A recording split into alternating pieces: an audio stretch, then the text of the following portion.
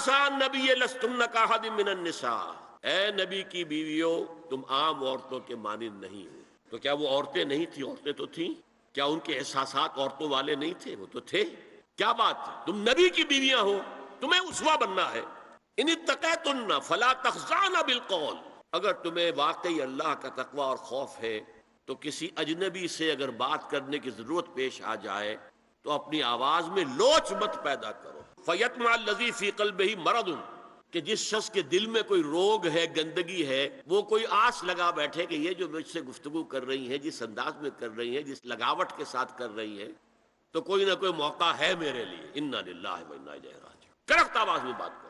وقلن قولا معروفا، اور معروف بات کہو، صرف اس سے آگے بڑھنے کی کوئی ضرورت نہیں۔ وقرن فی بیوتکن ولا تبرجن تبرج الجاہلیۃ الاولی، اور قرار پکڑو اپنے گھروں میں، وقار کے ساتھ رہو اپنے گھروں میں۔ تمہاری اصل جگہ گھر ہے، باہر نکلنا تمہارا کام نہیں ہے۔ ولا تبرجن تبرج الجاہلیۃ الاولی، اور جو جاہلیت تھی، اسلام کے آنے سے پہلے کا جو دور تھا، اس میں جس طرح تم بند سمر کر اور لوگوں کی نگاہوں میں آنے کے لیے نکلتی تھی، اب وہ طریقہ اختیار نہ کرو۔ دیکھیے یہ بھی ایک بڑا نفسیاتی نکتہ ہے۔ مرد کے اندر قوت ہے، وہ اپنی قوت کا ظہور چاہتا ہے۔ کبھی جی چاہتا ہے دیوار کو کندھا دے مارے، راستہ چلتے کسی کو لگا کندھا، قوت ظہور چاہتا ہے۔ عورت کے پاس سب سے بڑا سرمایہ اس کا نسوانی حسن ہے، جسمانی طاقت تو نہیں ہے نا، اس کے اندر ایک ارج ہے کہ اپنے آپ کو ظاہر کرے۔ اس کا نام تبرج، بروج کہتے تھے ان برجیوں کو کہ جو فصیلوں کے اوپر ہوتی تھی۔ اور ظاہر بات ہے دور سے مسافر آ رہا تو پہلے تو برجی نظر آتی تھی نا، تو نگاہوں میں آنا، نگاہوں میں کھپنا، یہ تبرج ہے۔ تو تم جس طرح پہلے بناؤ سنگھار کر کے نکلا کرتی تھی، اور تبرج الجاہلیہ اب وہ چھوڑ دو۔ واقمن الصلاۃ وآتین الزکوٰۃ، اور نماز قائم رکھو، زکوٰۃ ادا کرو۔ واطعن اللہ ورسولہ، اور اللہ اور اس کے رسول کی اطاعت پر کاربند رہو۔ اب آئے الفاظ جو اہم ترین ہیں، انما یرید اللہ لیذھب عنکم الرجس اہل البیت ویطہرکم تطہیرا۔ اے نبی کے گھر والیو، اللہ یہ چاہتا ہے کہ تم سے ہر طرح کی برائی، ہر طرح کی ناپاکی کو دور کر دے اور تمہیں پاک کر دے۔ پاک کرنا کر، خوب خوب خوب خوب، تطہیرا، یطہرکم تطہیرا۔ کیوں؟ تمہیں نمونہ بننا ہے، تمہیں اسوہ بننا ہے۔ یہ الفاظ اصل میں آئے ہیں قرآن مجید میں ازواج مطہرات کے بارے میں۔ سارا جملہ چل رہا ہے یا نساء النبی سے۔ ہمارے کچھ دوستوں نے کہا ہے کہ اہل بیت سے مراد حضرت علی، حضرت فاطمہ، حضرات حسنین ہیں، وہ بھی حضور نے فرمایا۔ میں نے ایک ٹی وی مذاکرے کے اندر بھی جب کچھ حضرات یہ کہہ رہے تھے کہ اہل بیت تو اصل میں وہ ہیں، میں نے کہا نہیں، اصل میں بیویاں ہیں لیکن وہ بھی اہل بیت ہیں۔ حضور نے ایک چادر میں جب سمیٹا سب کو، تو یہ بھی اللہم ہؤلاء اہل بیت، یہ بھی میرے اہل بیت ہیں۔ سلمان منا اہل البیت، سلمان بھی ہمارے اہل بیت میں سے، جو جتنا قریب ہوا۔ لیکن قرآن میں یہ لفظ آتا ہے صرف بیویوں کے لیے، ازواج کے لیے۔ حضرت ابراہیم کے پاس جب فرشتے آئے تھے حضرت اسحاق کی ولادت کی خبر دینے کے لیے، تو جب حضرت سارہ نے سنا تو وہ آئیں دوہتڑ مارتی ہوئی اپنے پیشانی پر، آلد وانا عجوز وہذا بالی شیخا، کیا میں جنوں گی اب جبکہ میں بڑھی پھونس ہو گئی ہوں اور میرا یہ شوہر جو ہے یہ بھی بڈھا پھونس ہے۔ 100 برس کی عمر تھی حضرت ابراہیم علیہ السلام کی، اور کتنی ہوگی اس کے آس پاس ہی ہوگی، 90-95 حضرت سارہ ہوگی۔ اس کو فرشتوں نے کہا تھا کہ کیا آپ اللہ کی رحمت سے مایوس ہو گئی؟ اہل البیت، اے نبی کے گھر والی، اے نبی کے گھر والو، تم پر اللہ کی سلامتی ہو، رحمت ہو۔ تو اہل بیت کا لفظ قرآن میں 2 جگہ آیا ہے، یا حضرت سارہ کے لیے حضرت ابراہیم کی زوجہ، اور یا نساء النبی، تمہیں تو پاک کرنا ہے، پوری طرح پاک کرنا ہے، پوری طرح پاک کرنا ہے تاکہ تم اسوہ بن جاؤ۔ اسی طریقے سے استیزان کا معاملہ بھی آیا ہے، لیکن وہ بھی صرف نبی کے گھروں تک آ رہا ہے۔ یا ایھا الذین آمنوا لا تدخلوا بیوت النبی حتی یؤذن لکم، اہل ایمان نبی کے گھروں میں داخل نہ ہوا کرو جب تک کہ اذن نہ دیا جائے۔ یہ پرائیویسی، گھر کی پرائیویسی، اس پر میں تفصیل سے بعد میں بات کروں گا، چونکہ تفصیل اس کی آئی ہے سورہ نور میں۔ میں نے عرض کیا نا، ان احکام کا آغاز ہوا جیسے شراب کی حرمت، آغاز سورہ بقرہ، پھر سورہ نساء، پھر سورہ مائدہ، اسی طرح اس کا اختتام جو ہوا ہے وہ سورہ نور میں ہے۔ تو مت داخل ہوا کرو،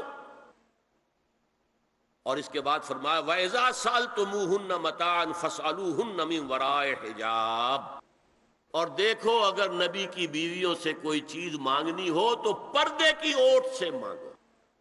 یہ حجاب کا لفظ آیا ہے جس کو کہا جاتا ہے کہ حجاب کا کوئی حکم قرآن میں ہے ہی نہیں۔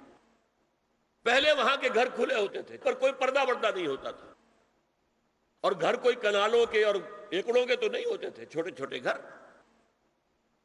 لیکن یہاں پر فرما دیا گیا پردے، اس کے بعد سے جب سے یہ آیت اتری گھروں کے اوپر پردے ڈال دیے گئے۔ اب ظاہر بات ہے کہ اس میں چہرے کا پردہ ہی ہوا نا، چہرے کا پردہ ہے حجاب، اسی کو حضرت عائشہ نے آیت الحجاب قرار دیا ہے۔ اور پھر دیکھیے جو ریئلزم ہے، ریئلزم میں نے کہا تھا نا کہ اللہ نے بھی فرمایا کہ سب سے زیادہ محبت انسان میں عورت کی ہے، زُيِّنَ لِلنَّاسِ حُبُّ الشَّهَوَاتِ مِنَ النِّسَاءِ، اور پھر اس کے بعد لمبی فہرست۔ حضور نے فرمایا حُبِّبَ إِلَيَّ النِّسَاءُ وَالطِّيبُ، یہاں بھی فرمایا گیا ذَلِكُمْ أَطْهَرُ لِقُلُوبِكُمْ وَقُلُوبِهِنَّ، یہ زیادہ پاکیزہ بات ہوگی تمہارے دلوں کے لیے بھی اور ان کے دلوں کے لیے بھی۔ اگر نبی کی بیوی بے حجاب تمہارے سامنے آ جائے گی تو وہ نبی کی بیوی ہے، اور ازواج مطہرات ہونے کی حیثیت سے تمہاری ماں بھی ہے، لیکن ایک عورت بھی تو ہے، اور تم چاہے صحابی ہو کچھ بھی ہو، تم مرد بھی تو ہو۔ یہ مرد اور عورت کے درمیان جو کشش ہے یہاں بھی اس کا صاف، نبی کی بیویوں کو بھی یہ نہیں کہا کہ اس سے ماوراء ہے، معصوم تو کوئی نہیں نبی کے علاوہ، وہ تو اللہ کہہ رہا ہے ہم تمہیں پاک کر دینا چاہتے ہیں، پوری طرح پوری طرح پوری طرح پاک کر دینا چاہتے ہیں تاکہ تم تمام خواتین امت کے لیے اسوہ بن جاؤ۔ فرمایا یہ جو پردے کی اوٹ سے کوئی شے لینا دینا ہے، اس سے یہ تمہارے دلوں کے لیے بھی زیادہ پاکیزہ بات ہے، ان کے دلوں کے لیے بھی۔ یہ ہے اللہ تعالیٰ کا حکم سورہ احزاب کے اندر۔ اس کے بعد اسی سورہ احزاب میں اس سے جو مستثنا ہے، گھروں میں اذن لیے بغیر بھی داخل ہو سکے، جن کے سامنے ازواج مطہرات اپنے کھلے چہرے کے ساتھ آ سکتی تھی، ان کی ایک فہرست دی گئی۔ یہ مختصر فہرست ہے، لا جناح علیہن فی آبائہن ولا ابنائہن ولا اخوانہن ولا ابناء اخوانہن ولا ابناء اخواتہن ولا نسائہن ولا ما ملکت ایمانہن واتقین اللہ ان اللہ کان علی کل شیء شہیدا۔ کوئی حرج نہیں ہے ازواج مطہرات پر ان کے باپوں کے سلسلے میں، ابو بکر آئے تو جائیں سیدھے حضرت عائشہ کے حجرے میں، کون روکے گا، اور بیٹوں کے اور ان کے بھائیوں کے اور ان کے بھائی کے بیٹے یعنی بھتیجے اور ان کی بہنوں کے بیٹے یعنی بھانجے، ولا نسائہن، نسائہن اس کو میں چاہتا ہوں نوٹ کریں آپ، اپنی عورتیں، جان پہچان کی عورتیں، اجنبی عورتیں نہیں، اس پر مزید گفتگو ہوگی سورہ نور کے حوالے سے۔ ولا ما ملکت ایمانہن، اور جو ان کے ملک یمین ہیں، ان میں ایک رائے یہ ہے کہ مراد صرف باندیاں ہیں، اور ایک مراد یہ ہے کہ اس میں مرد غلام بھی شامل ہیں۔ ایک رائے یہ ہے کہ مرد غلام جب تک کہ ابھی وہ بالغ نہ ہو، بچہ ہو، بہرحال یہ آراء ہے علیحدہ۔ واتقین اللہ ان اللہ کان علی کل شیء شہیدا، اور اللہ کا تقوی اختیار کرو، یقیناً اللہ ہر چیز کو دیکھ رہا ہے۔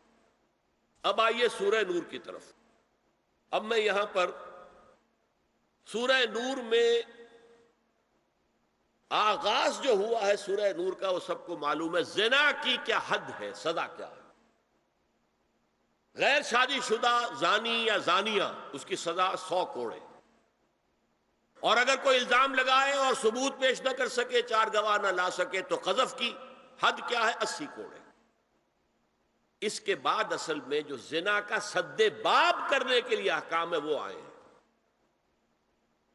چنانچہ اس میں سب سے پہلے کیا ہوا؟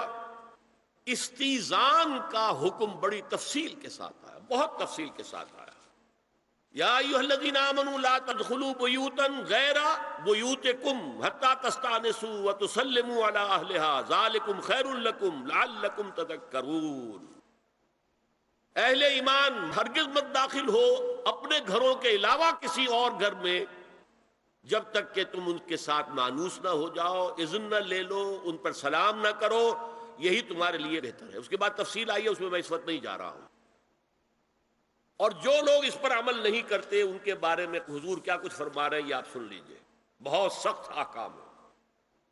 عن ابی ہریرہ رضی اللہ عنہ ان رسول اللہ صلی اللہ علیہ وسلم قال لو ان امرا اطلع عليك بغیر اذن فخذفته بحشاة ففقعت عینه ما كان عليك من جناح، متفق علیہ، بخاری اور مسلم دونوں کی ہے۔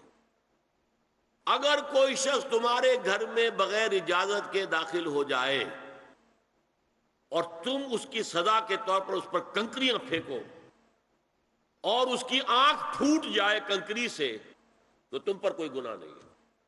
بغیر اجازت کے گھر میں آ گیا ہے، بغیر اذن کے، بغیر استئذان کے کنکریاں مارو اور کنکری سے آنکھ پھوٹ جائے، فما کان علیک من جناح، کوئی حرج نہیں۔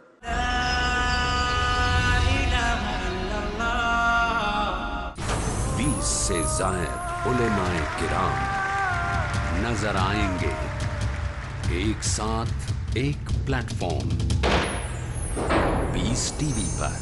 آج بھی ہو جو براہیم سے ایمان پیدا، آگ کٹ سکتی ہے گلستان پیدا،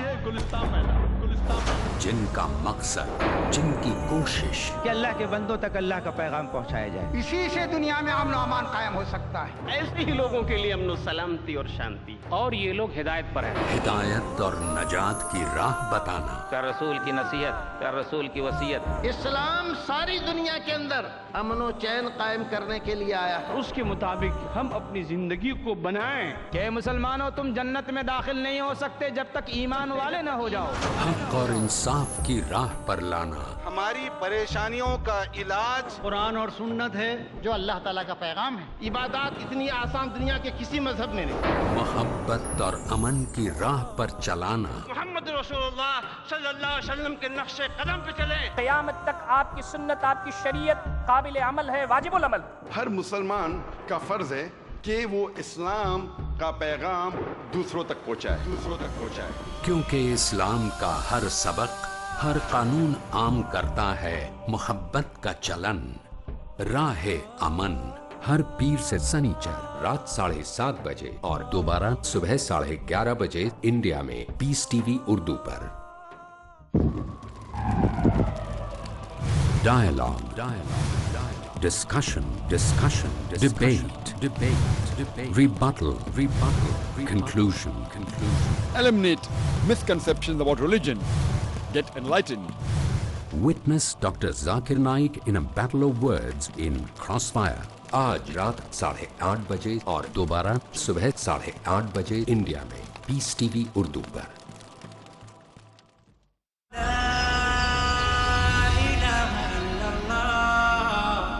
اجازت لینے کے ضمن میں کیا ہے؟ حضور نے طریقہ بتایا، 3 مرتبہ پکارنے کی حد مقرر کر دی، فرمایا اگر تیسری مرتبہ پکارنے پر بھی جواب نہ آئے تو واپس ہو جاؤ۔ قرآن میں بھی ہے اذا قیل لکم ارجعوا فارجعوا، اگر تم وہ کہتے چلے جاؤ، ملاقات نہیں ہو سکتی، چلے جاؤ۔ ہاں اگر آپ ٹائم لے کر آئے ہیں تب بات دوسری ہے، پھر تو اس کو ملنا ہے، لیکن آپ ایسے ہی پہنچ گئے ہیں، پتہ نہیں وہ اپنی کس مصروفیت میں ہے، آپ کا حق نہیں ہے کہ وہ آپ کو ریسیو کرے اور آپ سے بات کرے۔ اذا قیل لکم ارجعوا فارجعوا، اور برا نہ مانو کہ میرا یہ معاملہ کیا، میں آیا تھا اور مجھ سے ملاقات نہیں کی، نہیں۔ اور اس سلسلے میں ایک بڑا دلچسپ واقعہ ہے۔ ایک مرتبہ آپ حضرت سعد ابن عبادہ کے ہاں گئے اور السلام علیکم ورحمۃ اللہ کہہ کر 2 دفعہ اجازت طلب کی، مگر اندر سے جواب نہ آیا۔ تیسری مرتبہ جواب نہ ملنے پر آپ واپس ہو گئے۔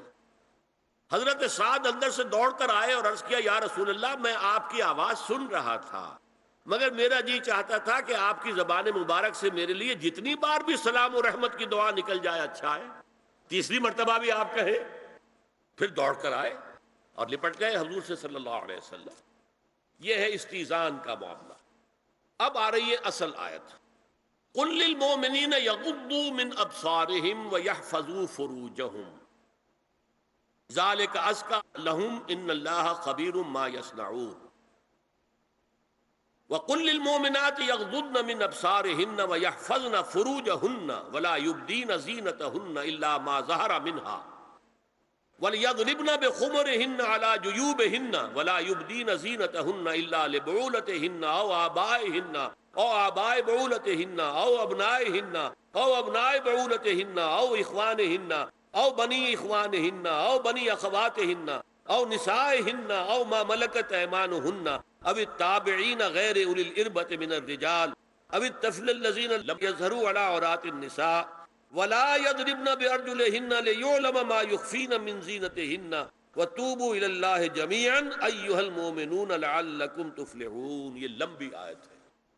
اے نبی کہہ دیجئے اہل ایمان مردوں سے اپنی نگاہیں نیچی رکھا کریں اور اپنی شرمگاہوں کی حفاظت کریں. یہی ان کے لیے زیادہ پاکیزہ عمل ہے. ان اللہ خبیر بما یصنعون. اور جو کچھ وہ کر رہے ہیں اللہ اس سے واقف ہے. وَقُلْ لِلْمُؤْمِنَاتِ يَغْضُضْنَ مِنْ أَبْصَارِهِنَّ. اور مومن عورتوں سے بھی کہہ دیجئے کہ وہ اپنی نگاہیں جو ہیں نیچی رکھا کریں. وَيَحْفَظْنَ فُرُوجَهُنَّ. اپنی شرمگاہوں کی حفاظت کریں. وَلَا يُبْدِينَ زِينَتَهُنَّ إِلَّا مَا ظَهَرَ مِنْهَا. اور اپنی زینت کو ظاہر نہ کیا کریں سوائے اس کے کہ جو بالکل ظاہر ہو جائے، از خود ظاہر ہو. دیکھیے سب سے پہلے میں آپ کو بتا چکا ہوں کہ یہ گھر کے اندر کا پردہ ہے. نگاہیں نیچی رکھنا گھر کے مرد بھی اور گھر کی عورتیں بھی. لہذا گھروں کے اندر بھی اپنی نگاہوں کو نیچا رکھو. قل للمؤمنین یغضوا من ابصارہم ویحفظوا فروجہم ذالک ازکی لہم ان اللہ خبیر بما یصنعون. نوٹ کر لیجئے کہ یہ کہاں ہو رہا ہے؟ گھر میں داخلے کے بعد. گھر میں داخلہ اجازت سے، اور داخلہ ہوگا صرف محرموں کا. گھر کے اندر جو ہے وہ نامحرم تو نہیں آئے گا. یہ میں آگے بیان کر رہا ہوں. وَقُلْ لِلْمُؤْمِنَاتِ يَغْضُضْنَ مِنْ أَبْصَارِهِنَّ وَيَحْفَظْنَ فُرُوجَهُنَّ. اور کہہ دیجئے مومن عورتوں سے بھی کہ وہ بھی اپنی نگاہیں جھکا کر رکھیں اور اپنی شرمگاہوں کی حفاظت کریں. وَلَا يُبْدِينَ زِينَتَهُنَّ إِلَّا مَا ظَهَرَ مِنْهَا. اس ٹکڑے پر بڑا قیل و قال ہے جدید مفکرین اور جدید دانشوروں نے کہ وہ اپنی زینت ظاہر نہ کرے سوائے اس کے جو خود ظاہر ہو جائے. وہ کہتے ہیں اس میں چہرہ بھی شامل ہے، اور جب چہرہ شامل ہے تو اس کا مطلب چہرے کا پردہ نہیں ہے. لا حول ولا قوت الا باللہ. الا ما ظہر منہا میں کیا کیا چیزیں آ سکتی ہیں؟ دیکھیے اگر عورت پوری کی پوری برقعے کے اندر ملبوس ہے، چہرے پر بھی نقاب ہے، آنکھوں کے آگے بھی یا جالی ہے یا کوئی چشمہ ہے، تو پھر بھی اس کے حسن کا ایک حصہ وہ ہے جو ظاہر ہے. اگر طویل القامت ہے، قد و قامت، یہ حسن کا حصہ ہے کہ نہیں؟ وہ کہاں چھپائے گی؟ اسی طرح جسم سے ڈول ہے، اکیرا بدن ہے، یہ تو نہیں چھپے گا. عورت موٹی ہے، کیسی ہے، جسم جو غیر متناسب ہے، یہ تو نہیں چھپے گا. متناسب ہے اعضاء، قداور ہے، اکیرا بدن ہے. یہ ہے وہ چیزیں کہ جو حجاب کے سلسلے میں ما ظہر منہا. یہاں ہو رہا ہے کہ یہ سطر کے سلسلے میں ہے ما ظہر منہا زینت کا، اور وہ چہرہ ہے. لیکن اب اس میں ایک اور بات، وَلْيَضْرِبْنَ بِخُمُرِهِنَّ عَلَى جُيُوبِهِنَّ. یہ بھی گھر کے اندر کی بات ہو رہی ہے. چونکہ میں پہلے بتا چکا ہوں جلباب ہوتا تھا جب گھر سے باہر نکلتی تھی عورت، تو وہ اپنی چادر لپیٹتی تھی اپنے گرد، چہرہ نہیں ڈھانپتی تھی. صرف چہرے کا حکم دیا گیا اس کے ضمن میں. وہ سورہ احزاب کی آیت ہے، وہ رہ گئی، میں بیان کروں گا. اور خمار اوڑھنی ہوتی تھی جو گھر میں اوڑھتی تھی. گھر میں ظاہر بات ہے کہ جلباب تو نہیں لیا جا سکتا، آخر گھر کا کام کاج کرنا ہے. ہلکی سی اوڑھنی تو وہ گھر میں. لیکن فرمایا وَلْيَضْرِبْنَ بِخُمُرِهِنَّ عَلَى جُيُوبِهِنَّ. اور انہیں چاہیے کہ اپنی اوڑیوں کے بکل اپنے سینوں کے اوپر، گریبانوں کے اوپر بھی مار لیا کریں تاکہ ان کو ایک ایڈیشنل کور مل جائے۔ دیکھیے سطر کا تقاضے کیا ہے، گن لیجئے۔ لباس نبیز ہونا چاہیے، باریک نہیں۔ حضور نے فرمایا اللہ کی لعنت ہو ان پر جو لباس پہن کے بھی ننگی ہوتی ہے۔ باریک اتنا لباس ہے یا چست اتنا لباس ہے، ڈھیلا ڈھالا ہونا چاہیے، نبیز ہونا چاہیے۔ لباس کے اندر یہ دو حصے جو ہیں وہ لازم ہیں۔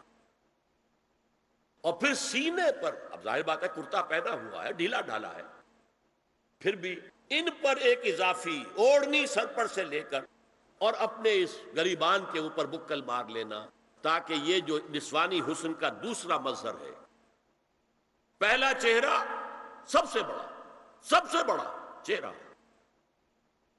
اب جو لوگ کہتے چہرے کا پردہ نہیں ہے تو خدا کے بندو پھر پردے کی ضرورت کیا ہے؟ نسوانی حسن اگر اس میں اٹریکشن ہے وہ کہاں ہوتا ہے سب سے بڑھ کر؟ مظہر اول کون سا ہے نسوانی حسن کا؟ چہرہ ہی تو ہے، سب سے بڑی اٹریکشن تو چہرہ ہے۔ اسی کو نہ چھپایا تو پھر اور کیا چھپایا؟ ہاں دوسری چیز، چھاتی کے ابھار بہت اٹریکٹیو ہوتے ہیں انسان کے لیے۔ اس کے لیے یہ ہے کہ وَلْيَضْرِبْنَ بِخُمُرِهِنَّ عَلَى جُيُوبِهِنَّ، کرتا بھی نبیز کپڑے کا ہو، کرتا جو ہے ڈھیلا ڈھالا بھی ہو، شلوار اور نبیز تر کپڑے کی ہو، ڈھیلی ڈھالی ہو، اور اوڑھنی کا بکل جو ہے اپنے سینے پر مار لیا جائے۔ اب اس کے بعد فرمایا وَلَا يُبْدِينَ زِينَتَهُنَّ إِلَّا لِبُعُولَتِهِنَّ۔ اب یہاں یہ زینت کا لفظ آ رہا ہے چہرے کے لیے، اور چہرے ہی میں کچھ سنگھار بھی ہوتا ہے۔ کچھ سرما لگایا ہوا ہے، فرض کیجئے کسی اور طرح کا کوئی زیور پہنا ہوا ہے، گلے میں پڑا ہے، کانوں میں بندے ہیں وغیرہ وغیرہ، یہ زینت چہرہ، اور اس کے ساتھ کوئی بناؤ سنگھار کا معاملہ جس کی کہ حضور صلی اللہ علیہ وسلم نے تلقین کی ہے۔ عورت کو گھر میں بن سنور کر رہنا چاہیے، شوہر کے لیے اٹریکٹیو رہنا چاہیے، خاص طور پر شوہر جب آنے والا ہے شام کو دفتر سے، اس وقت عورت جو ہے بن سنور کر رہے، اس لیے کہ اصل مقصد کیا ہے؟ جتنی بھی انسان میں سیکشول انرجی ہے وہ مرکوز رہے شوہر اور بیوی کے درمیان۔ یہ فلسفہ ہے، ادھر ادھر نگاہ جائے نہ۔ جتنا یہ bond of love in spouses کے درمیان مضبوط ہوگا، اتنا ہی خاندان کا ادارہ مضبوط، صحت مند اور اگلی اولاد کی تربیت کے لیے مثبت ماحول۔ اب ان کے لیے کہا گیا کہ چہرے کی زینت، اور چہرے کے اوپر اگر کوئی بناؤ سنگھار ہے، زیور ہے، تو اس کی زینت نہ ظاہر کریں، مگر اب یہ یہاں تفصیلی آئی ہے، جو محرم ہیں ان کی تفصیل، اور میں بیان کر چکا ہوں، محرم وہی ہے صرف جن سے کبھی کسی حال میں شادی نہیں ہو سکتی، بھائی سے کسی حال میں شادی نہیں ہو سکتی، باپ سے، دادا سے، چچا سے کسی حال میں شادی نہیں ہو سکتی، ماموں سے کسی حال میں شادی نہیں ہو سکتی۔ ہاں چچا کے بیٹے سے ہو سکتی ہے، وہ نامحرم ہے، ماموں اور خالہ کے بیٹے سے ہو سکتی ہے، وہ نامحرم ہے۔ تو فرمایا کن کے سامنے ظاہر کر سکتی ہے؟ الا لبعولتہن، سب سے بڑھ کر تو شوہر، او آبائہن، اور اپنے باپ۔ اچھا باپوں میں نوٹ کیجیے، باپ حقیقی ہو، اخیافی ہو، اللاتی ہو یا رضاعی ہو، یہ چاروں قسم کے باپ اس میں شامل ہوں گے۔ جس عورت نے دودھ پلایا تھا اس کا شوہر بھی باپ بن گیا۔ او آبائے بعولتہن، اپنے شوہروں کے باپ، یا ابنائہن، ان کے اپنے بیٹے، بیٹوں میں بھی آئیں گے چاروں، اللاتی، اخیافی، عینی اور رضاعی۔ او ابنائے بعولتہن، اور اپنے شوہروں کے بیٹے، ہو سکتا ہے شوہروں کی اور بیویاں بھی ہوں تو ان کے بیٹے بھی، جو ستیلے بیٹے ہیں وہ بھی محرم، ان سے کسی شکل میں کبھی شادی نہیں ہو سکتی۔ او اخوانہن، یا ان کے بھائی، او ابنائہن، یا اپنے بیٹے، او ابنائے بعولتہن، یا اپنے شوہروں کے بیٹے، او اخوانہن، یا اپنے بھائی، او بنی اخوانہن، یا اپنے بھائیوں کے بیٹے، او بنی اخواتہن، اپنا بھتیجا، اپنا بھتیجا، شوہر کا بھتیجا نہیں، اپنا بھتیجا محرم ہے۔ اپنا بھانجا محرم ہے، شوہر کا بھانجا محرم نہیں ہے. او نسائہن، یا ان کی عورتیں، اپنی عورتیں، جان پہچان کی عورتیں. ہر عورت بھی محرم نہیں ہے، نوٹ کر لیجئے. نسائہن، عورتیں بڑی بڑی قطامائیں ہوتی ہیں، وہ کیا کیا فتنے اٹھاتی ہیں، آتی ہیں گھروں کے اندر، کیا ذریعہ بنتی ہیں پھر پیغام رسانی کا، اور خرابی پیدا کرتی ہیں. او ما ملکت ایمانہن، یا جو ان کے داہنے ہاتھوں کی ملکیت ہو. باندیاں، غلام، اس میں عرض کر چکا ہوں کہ اس میں کافی اختلافات ہیں. یہ بھی ہے کہ اس سے مراد صرف باندیاں ہیں، غلام مرد نہیں. یہ بھی ہے کہ مرد بھی ہیں، اور یہ بھی ہے کہ مرد جب تک کہ وہ بالغ نہ ہو. لیکن میں اس بحث میں یہاں نہیں جانا چاہتا، یہ پھر فقہ کی بحث ہو جائے گی.